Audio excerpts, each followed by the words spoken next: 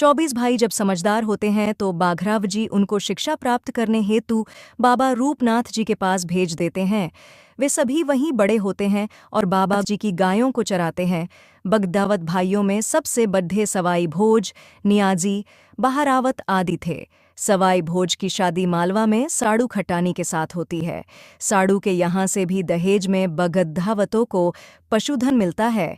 एक ग्वाला जिसका नाम नापा ग्वाल होता है उसे बगदावत साड़ू के पीहर से लाते हैं।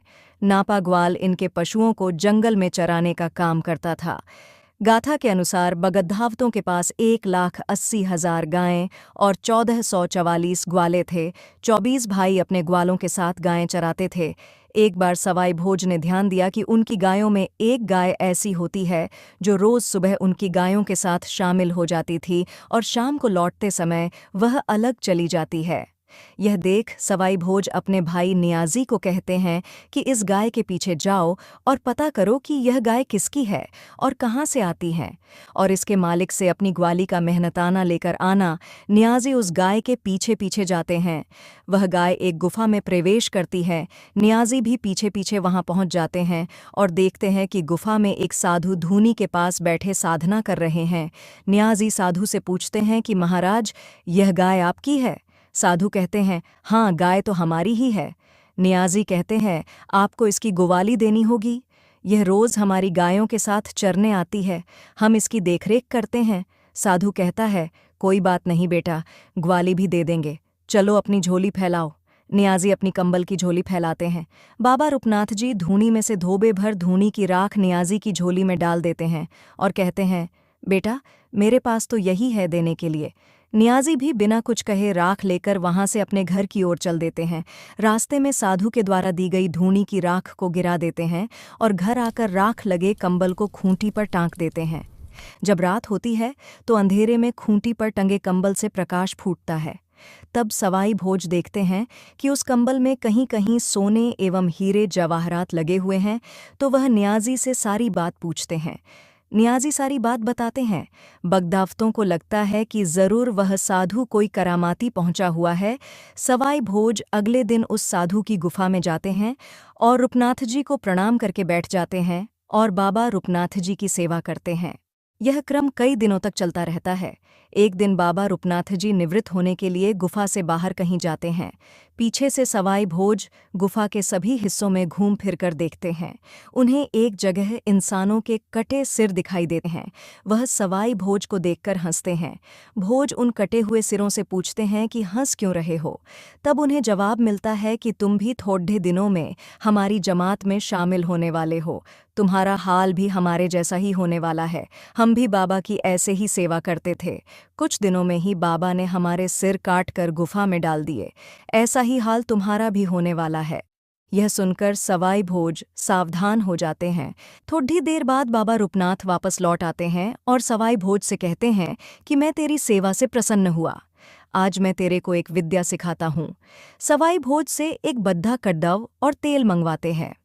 सवाई भोज बाबा रूपनाथ के कहे अनुसार एक बड़ा कड़ाव और तेल लेकर पहुंचते हैं। बाबा कहते हैं कि आग जलाकर कड्ढाव उस पर चढ़ा दे और तेल कड्ढाव में डाल दे। तेल पूरी तरह से गर्म हो जाने पर रूपनाथ जी सवाई भोज से कहते हैं कि आजा इस कड्ढाव की परिक्रमा करते हैं। आगे सवाई भोज और पीछे बाबा रूपनाथ जी कड्ढाव की परिक्रमा शुरू करते हैं। बाबा रूपनाथ भोज के पीछे पीछे चलते हुए एकदम भोज को कड्ढाव में धकेलने का प्रयत्न करते हैं। सवाई भोज पहले से ही सावधान होते हैं, इसीलिए छलांग लगाकर कड्ढाव के दूसरी ओर कूद जाते हैं और बच जाते हैं। फिर भोज बाबा रूपनाथ से कहते हैं, महाराज, अब आप आगे आ जाओ, और फिर से परिक्रमा शुरू करते हैं। इस बार वह परिक्रमा करते समय आगे चल रहे बाबा रूपनाथ को उठाकर गर्म तेल के कड्डी ढाव में डाल देते हैं। बाबा रूपनाथ का शरीर कड्डी ढाव में गिरते ही सोने का पोरसा बन जाता है। तभी अचानक आकाश से आकाशवाणी होती है कि सवाई भोज तुम्हारी 12 वर्ष की काया है और 12 वर्ष की ही माया है, यानी 12 साल की ही बगदीधावतों की आयु है, और बाबा रूपनाथ की गुफा से मिले धन की माया भी 12 साल तुम्हारे साथ रहेगी। और एक आकाशवाणी यह भी होती है कि यह जो सोने का पोरसा है, इसको तुम पांवों की तरफ से काटोगे तो यह बढ़ेगा, और यदि सिर की तरफ से काटोगे तो यह घटता जाएगा। इस धन को तुम लोग खूब खर्च करना, दान पुण्य करना। इधर बाबा रूपनाथ भी धूनी की राख से पुनः जीवित हो जाते हैं और सवाई भोज को अपना शिष्य बनाते हैं। सवाई भोज को बाबा रूपनाथ की गुफा से भी काफी सारा धन मिलता है, जिनमें एक जयमंगला हाथी, एक सोने का खांडा, बुली घोड़ी, सर्ज गाय, सोने का पोरसा, कश्मीरी तंबू इत्यादि दुर्लभ चीजें लेकर सवाई भोज घर आ जाते हैं। घर आकर सवाई भोज बाबा रूपनाथ व सोने के पोरसे की सारी घटना अपने भाइयों को बताते हैं और इस अथाह संपत्ति का क्या करें, इस बात पर विचार करते हैं। बगदावतों में सबसे बड़े भाई तेजाजी बगदावत कहते हैं कि हमें इस धन को जमीन में छुपा देना चाहिए और हमेशा की तरह जब अकाल पड़ी डीढ़ेगा तब इस धन का उपयोग करेंगे और इस धन को कई गुना बढ़ा लेंगे। इस पर सवाई भोज कहते हैं कि भाई, आपने तो अपने नाना की तरह ही बढ़िया बुद्धि का उपयोग कर धन बढ़ाने का सोचा है। हमें इस धन को जन कल्याण के कार्यों में खर्च करना चाहिए और लोगों को खुले हाथ से दान करना चाहिए। इसके पश्चात सवाई भोज के कहे अनुसार ही बगदावत अपना पशुधन बढ़ाते हैं। सभी भाई अपने लिए घोड़े खरीदते हैं और घोड़ों के लिए सोने के जेवर कच्चे सूत के धागे में पिरोकर बनाते थे, ताकि घोड़े जब दौड़ें तो उनके जेवर टूट कर गिरें और गरीब लोग उन्हें उठाकर अपना परिवार पाल सकें। आज भी ये जेवर कभी कभी बगदावतों के गांवों से मिलते हैं। बगदावत उस धन से बहुत सी जमीन खरीदते हैं और अपने अलग अलग गांव बसाते हैं। सवाई भोज अपने बसाए गांव का नाम गोठा रखते हैं। इसके अलावा बगदावत उस धन से काफ़ी धार्मिक और जनहित के काम भी करते हैं। तालाब, बावद्दियाँ और कुओं का निर्माण करवाते हैं। तामेसर की बावद्दी उन्हीं के द्वारा बनवाई गई थी, जिसमें आज भी पानी समाप्त नहीं होता। अधिक धन के साथ व्यसन भी आ ही जाते हैं। बगदावतों के पास अथाह धन होने से वो शराब खरीदने पर भी बेइंतहा खर्च करते हैं और अपने घोड़ों तक को शराब पिलाते हैं। बगदावतों की दानवीरता के किस्से राण के राव दुर्जनसार तक भी पहुंचते हैं। इस कारण राण का राजा बगदावतों को राण में आने का निमंत्रण भेजता है। निमंत्रण मिलने पर सवाई भोज अपने भाइयों के साथ अपने राजा से मिलने जाने की योजना बनाते हैं। दूसरे दिन बगदावतों को अपने घोड़ों को श्रृंगार करते देख साड़ू अपने देवर नियाजी से पूछती है, देवर जी, सुबह सुबह कहाँ जाने की तैयारी है? नियाजी उन्हें बताते हैं कि हम सभी भाई राण के राव दुर्जनसार के निमंत्रण पर राण जा रहे हैं। श्रृंगार करके बगदावत छो छू भाट के साथ राण की तरफ निकल पड़ते हैं। रास्ते में उन्हें पनिहारियां मिलती हैं और बगदावतों के रूप रंग को देखकर आपस में चर्चा करने लगती हैं। राण में प्रवेश करने से पहले ही बगदावतों को एक बाग दिखाई देता है, जिसका नाम नौलखा बाग था। वहां रुककर सभी भाइयों की विश्राम करने की इच्छा होती है। यह नौलखा बाग राव दुर्जनसार की जागीर होती है और बाग का माली इन अनजान राहगीरों को बाग में रुकने से मना कर देता है। तब न्याजी माली को कहते हैं कि पैसे लेकर हमें बैठने दो, लेकिन माली नहीं मानता, जिससे न्याजी को गुस्सा आ जाता है और माली को पीटकर वहां से भगा देते हैं। उसके बाद नौलखा बाग का फाटक तोड़कर उसमें घुस जाते हैं। इधर बाग का माली मार खाकर राव दुर्जनसार के पास पहुंचता है और बगड़ावतों की शिकायत करता है। इधर बगड़ावतों को नौलखा बाग के पास 2 शराब से लबालब भरी हुई झीलों सावन भादवा का पता चलता है। ये शराब की झीलें पातू कलाली की होती है, जो दारू बनाने का व्यवसाय करती थी। सवाई भोज शराब लाने के लिए नियाजी और छोछू भाट को पातू कलाली के पास भेजते हैं।